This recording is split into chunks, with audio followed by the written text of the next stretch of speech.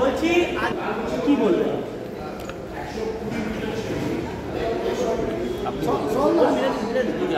বলুন।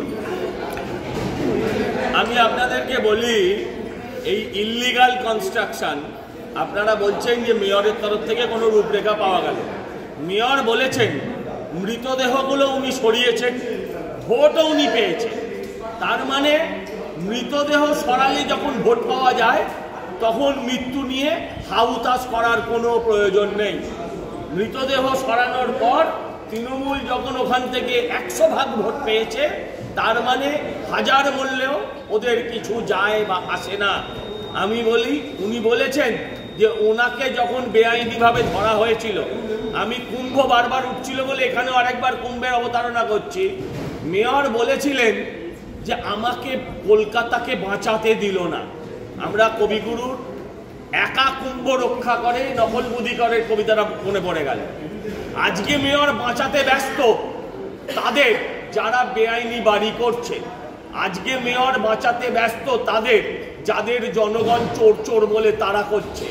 কিন্তু বাংলার মানুষ তাদের যে মাথার ওপর বাজ পড়ার উপক্রম, বাজ পড়ার থেকেও ভয়ঙ্কর যদি মাথার ওপর বাড়ি ভেঙে পড়ে, তাহলে তাই নিয়ে মেয়রের কিচ্ছু যায় আসে না।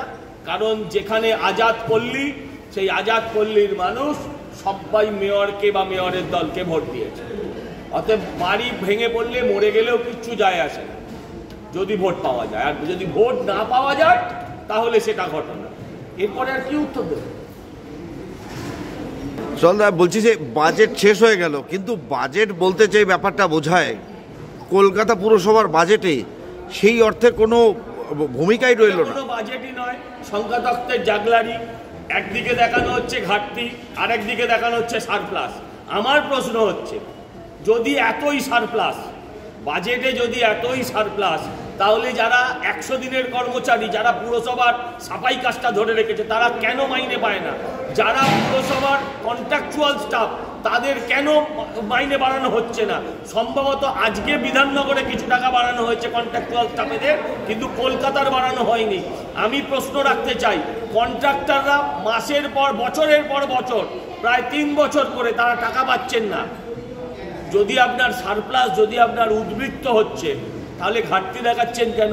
ঘাটতি দেখানোর পরেও যদি সারপ্লাস হচ্ছে, তাহলে জিআরের টাকা দিচ্ছেন না কেন? কন্ট্রাক্টরদের টাকা দিচ্ছেন না কেন? নতুন করে কর্মী নিয়োগ করছেন না কেন?